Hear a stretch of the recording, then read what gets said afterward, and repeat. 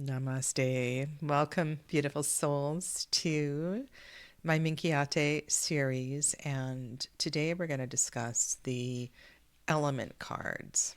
In terms of a reading, I think that these cards showing up provide a real emphatic notification about attention needed to a particular element. And I'm going to bring in some other cards as well today that certainly speak directly to the element cards here. One of the first things that feels highly significant is the order of the presentation of the elements. If you have been reading the tarot for some time, the elemental order of wands, cups, swords, pentacles will be most familiar. And here we are looking at a classical elemental order. And the literature is quite extensive on this. And if you are interested in going down a bit of a rabbit hole, I would start with Plato's cosmology and the locations, the relationships of the elements to the planets, and so on. And if you have worked with the Blake Tarot, the William Blake Tarot, I think some of this might prove to be very interesting. Anyway, in the Minchiate, we work with fire and then water, earth, and then air. And I have to say that the element of air being last, the way that air is depicted on the card, it feels extremely spiritual, and I will get to that shortly. Let us start with fire. If you're not familiar with the decks on the table, the one on the left is the Minchiate Florentine from Los Scarabaeo's Anima Antiqua series, and on the right is the Tarot Minchiate Restore by EJ and Nadolny. One of the first things that I noticed with this particular card is that it is important in terms of scoring in the game of Minchiate. There is a set of cards known as the tens versicula, and the 10 being the chariot card. So 10 is chariot, 20 is fire, and 30 is cancer. And so together these cards create, I would say, in a reading, a certain potency of energy, and in the game, a tremendous score. Now, how interesting that in the tens versicula, and this, of course, comes from Golden Dawn correspondences, but we have Cancer and Cancer with a kind of primordial fire energy in the middle. And then to score even more points, you could have all four of these cards. This is the Trumpets card, which is the 40th Arcanum. And that just makes me smile because Golden Dawn, this is primordial fire. So we have these two very fiery cards and two watery cards. Now, granted, those may not be associations that you bring in reading the Minchiate, but I just had to mention that. The other deck on the table is the Minchiate Bamarzo by Amparo Aguirre. And so here we are presented with the first element of fire. It is an energy that sustains us. It is an energy of passion. It gives us warmth, it gives us light, and it is an energy that can completely transform something. I'm even thinking of its importance in digestion and how it transforms food into energy that we use to sustain ourselves. Without the warmth of fire, we become cold. Without the brilliance of fire, the light of fire, and I'm thinking of the sun in this case, we find ourselves in a place of darkness, and the energy becomes still and cold. It is a really powerful energy that can consume us and just as importantly, I think it's really hard sometimes to keep this element alive. In this day and age, with the prevalency of various mental illnesses, I find that the fire is quite diminished in a lot of clients and manifests in various degrees of depression.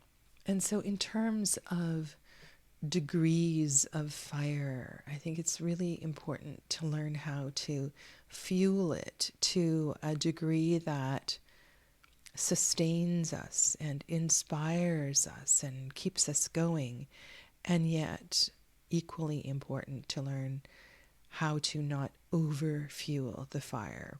So it takes us to a point of burnout, adrenal fatigue, anger, wrath.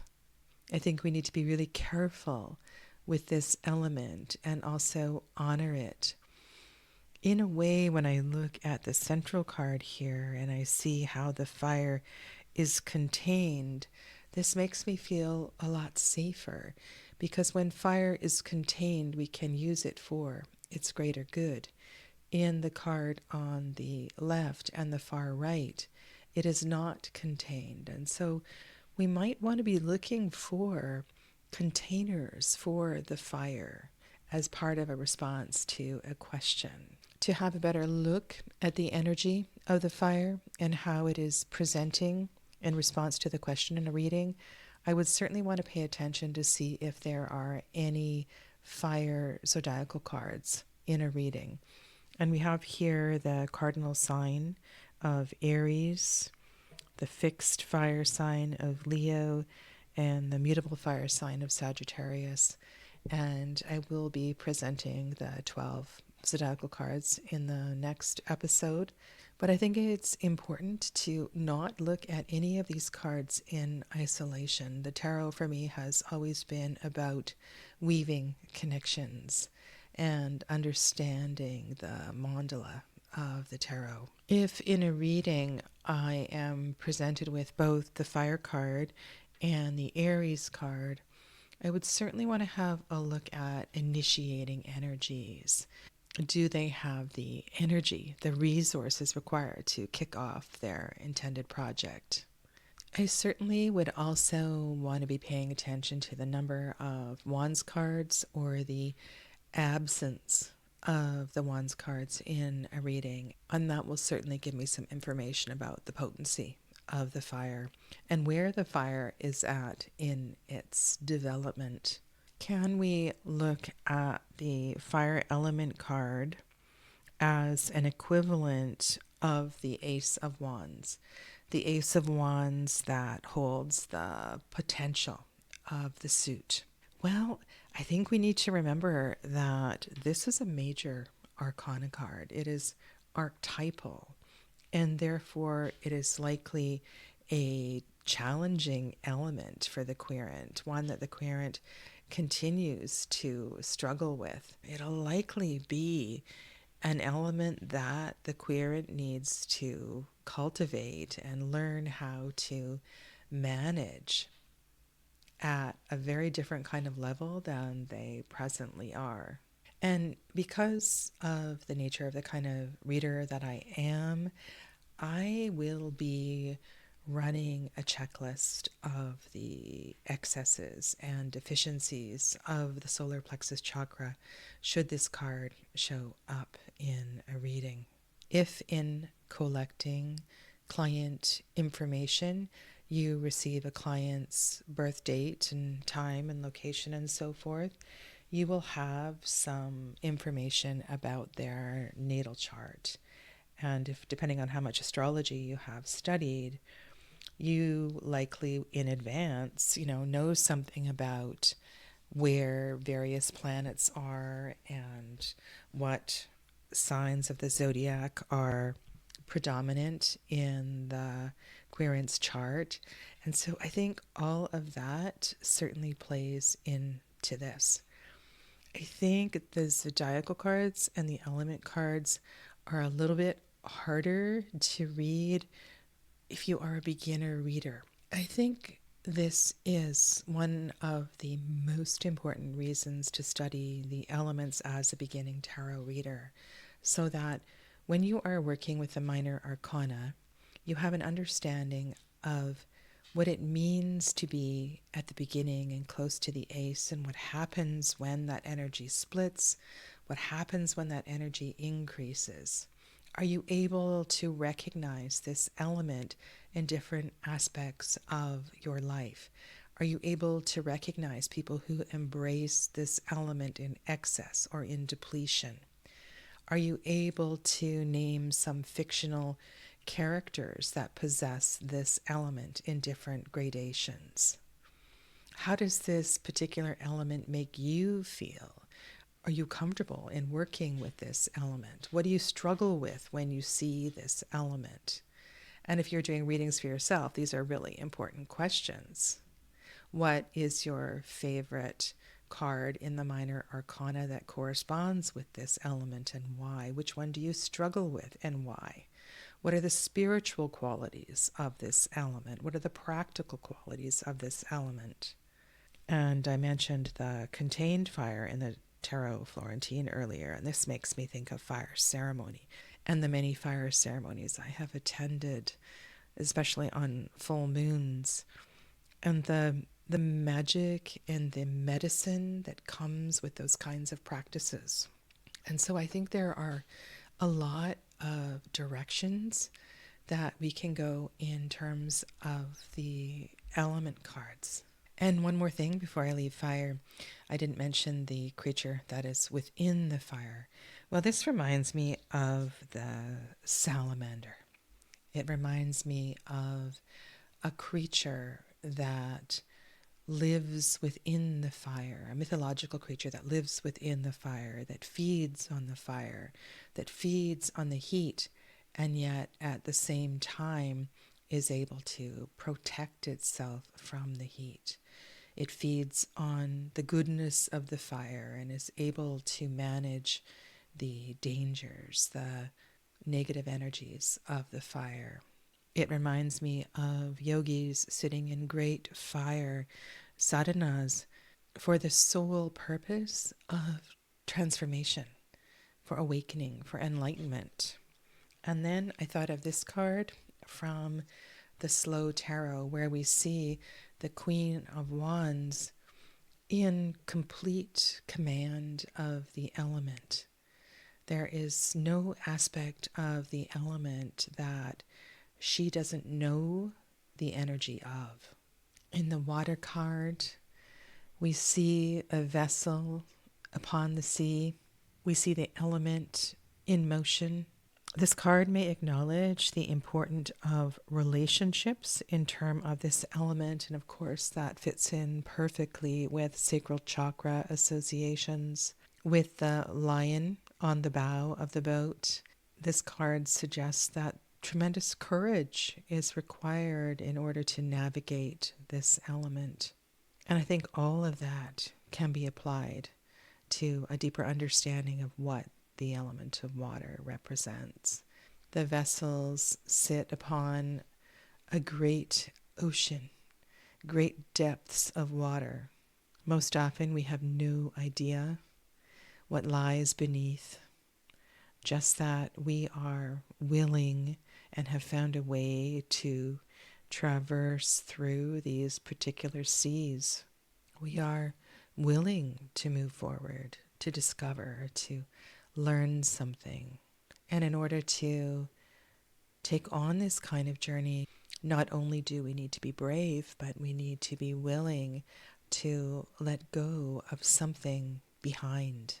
And in that way, this card may remind you a little bit of the Six of Swords, where we do see on one side of the boat the movement of water, and on the other, stillness. It makes me smile that there are two humans in the boat, and I guess it kind of confirms to me that the lessons of the chakras, yoga psychology in general, is so old And of course, it's going to apply in the most random of places, even in the water card in the Minchiate tarot. The zodiacal correspondences are Cancer, so cardinal Cancer, fixed Scorpio, and mutable Pisces.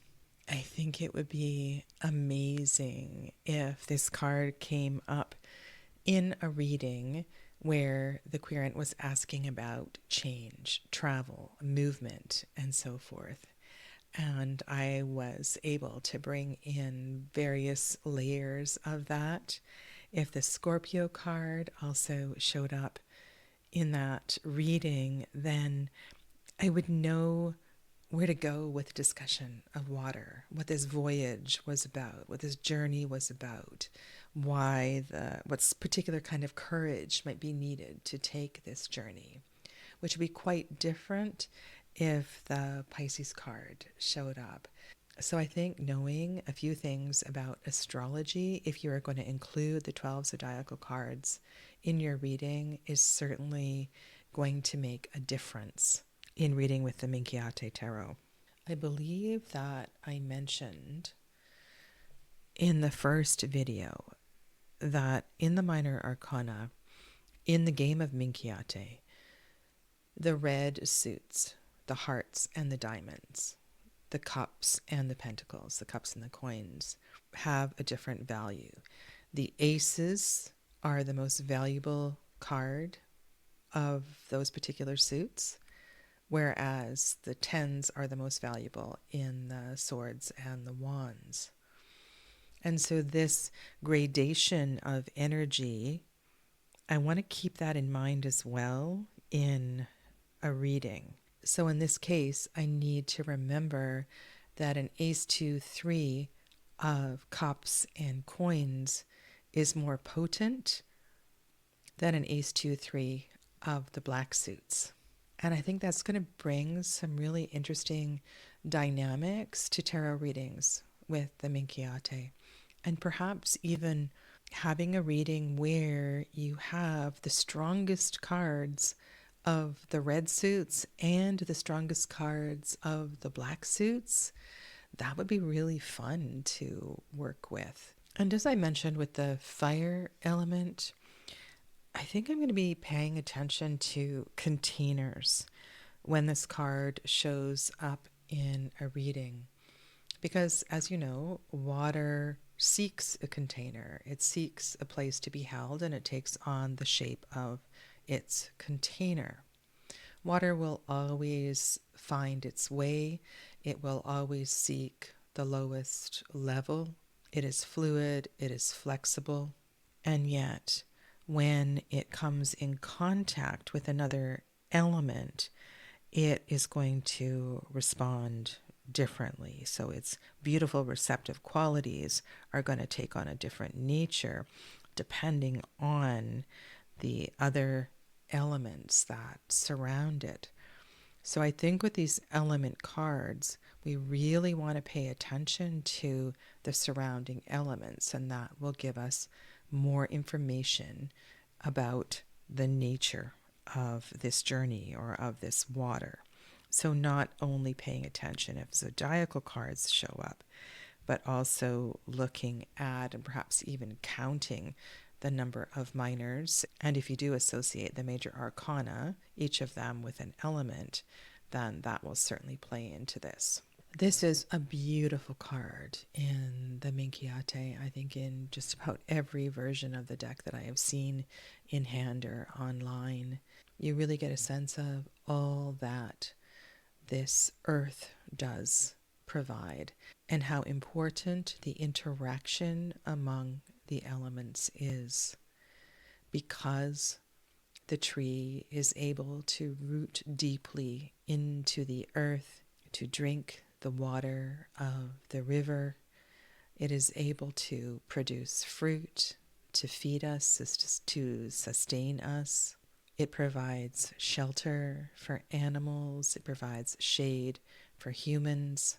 And so this really is a card, I think, of reciprocity, and a deeper understanding of the interaction of elements. The Earth card gives a sense of safety and stability, reliability. It might speak to home, hearth, physical security, and anything really associated with the root chakra. And as soon as I said that, I thought about the Chariot card.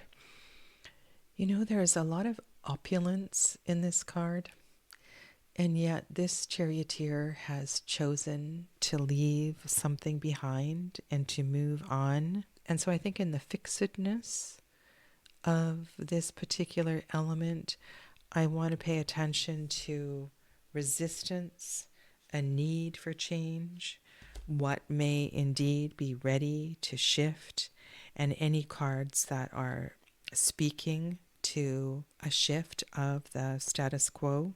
And how will that information shift if there is a Virgo card or a Capricorn card or a Taurus card?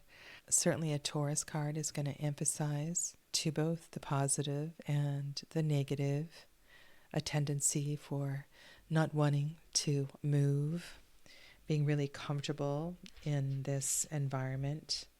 With all of the angelic looking cards in the Minchiate Tarot, I'm sure that if the Virgo card shows up with the Earth card, then that will direct a whole different conversation. There's a gentleness to the shifting energy of Virgo. And it feels like, it's almost like when I look here at the sash on the back of the Virgin here, it seems to mirror the water in the river. And there seems to be some sort of a benefit from a letting go, that the earth is at its best when the water is moving. When the water becomes stagnant, there is a potential for the earth to dry up. When the water is stagnant, a whole number of challenging issues can arise. And then looking at the coins and going back to the querence question, how does it respond to the material world? And then I have to think about all of this in terms of Malkut and the paths and the energy that flows into Malkut.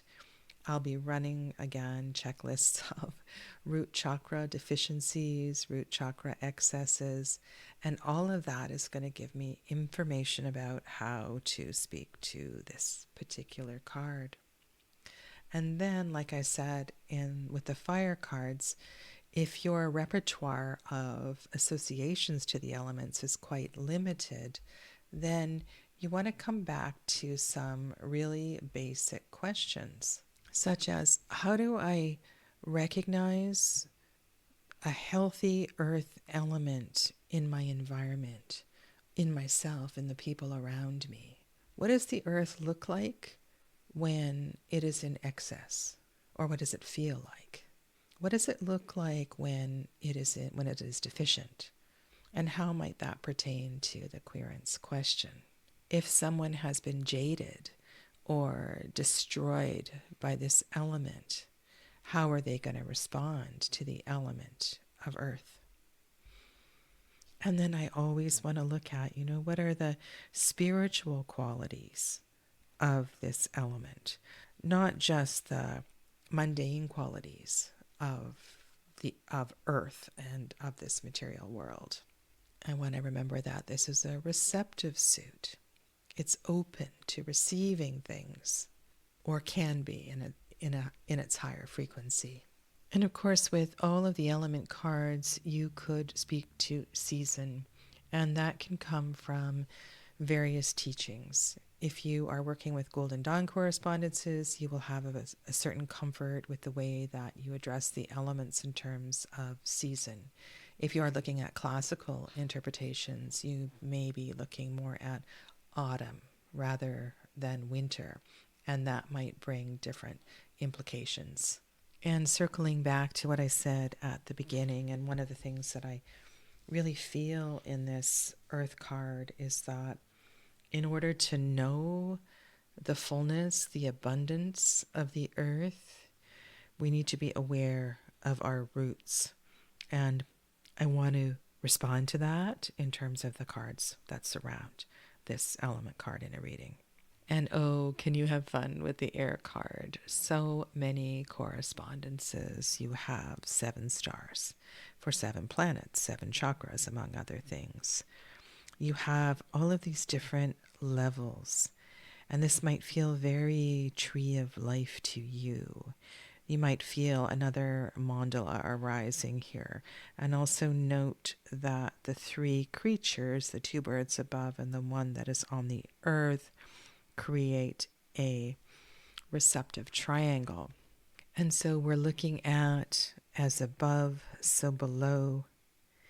And I'm just thinking of the different lokas in terms of yoga, and there's something about that as well too. This feels to me like a very spiritual card. It feels like different levels of attainment, that along the way we can have different aha moments, and as we journey we move through various levels of understanding. There's something about air being amongst everything, air being in between everything. That air is not something that is just above. And that may be true of water in the earth, but there's something more significant here about air being everywhere. I get a sense of hope and freedom and lightness of being. There's also a bit of an elusive nature here. And while the animal is moving in this card, it is resting here and perhaps coming to rest in the restored tarot. And that may be something that you want to speak to, because it's when we come to rest that we have clarity of mind, clarity of thought. When we're moving quickly, meditation becomes very difficult. It's hard to get a clear understanding of where we're at, what we're thinking. And maybe, too, this is about catching a breath of fresh air, catching a breath, taking time to breathe. In terms of zodiacal correspondences, we have cardinal air Libra. And this is, I think, important to note that Libra is the first zodiacal card in the Minchiate tarot, and that the mutable air card, Gemini, is the last zodiacal card. This is the final element. This is the first and the final zodiacal cards. I think there's something here about the nature of its importance in the Minchiate. The reverence for the element, its spiritual qualities, or more mundanely, the points that one can attain from these particular cards. There are no points in terms of the element cards, but certainly with the zodiacal cards, and I'll get to that in the next video, how one gets points with the zodiac cards. And then we have fixed air is Aquarius, the water bearer. I quite like this water bearer in the Florentine. It has an aspect of tending to one's needs, tending to one's spiritual needs, the need to be nourished. Sometimes we are nourished through the mind. We are nourished through challenges. And I think over time, as you become more familiar with the animals in the Minchiate, you will be able to speak to them. And at quite a simple level, I'm looking at the porcupine in the Libra card and just thinking of how prickly Some of the justice type questions can be how difficult it can be to find harmony in tricky situations, and yet Libra wants to find balance in everything, harmony in everything. I had a mother who had a lot of Libra in her chart, and sometimes it was just unbearable. She saw good in everyone, wanted to find harmony and peace in every situation, and found it debilitating if that couldn't be achieved. And so there's another thing that you can do if you're aware of the sun or the moon or the ascending signs of friends and family. You can review those characteristics, tendencies, and make that a part of your readings as you begin to expand your astrological understanding. Because in the suit of air, the element itself can take us in so many directions. And while my gut feeling about the air card in this deck and the suit of air in this deck and just the air majors and the way they are presented, there's a greater importance to this element. And remember that the Ace of Swords has a lesser value than the Ten of Swords. So this is one of the black suits, and both the wands and the swords act this way in the Minchiate. So there's this idea of, yes, the ace contains the potential of all, but it is only the beginning of the journey, and the development happens as we make our way through the suit. There is a fullness of development in the 10. And I love the way that Amparo has reminded us of the importance of that through the use of color in her deck. Reminds me a lot of what Carmen Sorrenti did in the Filarcos Tarot. In order to do justice to these cards in a reading, I want to remember the presentation of these elements, that fire is first, that air is last and perhaps most important. I want to acknowledge the way that the elements are drawn and what we are to learn through the way that the elements are presented in their depiction in the cards.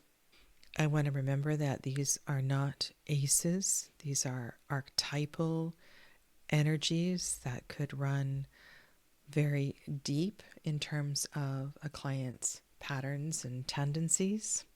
And I want to take a good hard look in a reading how the element that shows up is affected by the surrounding cards, because we know that each of these elements is going to be affected by the surrounding elements.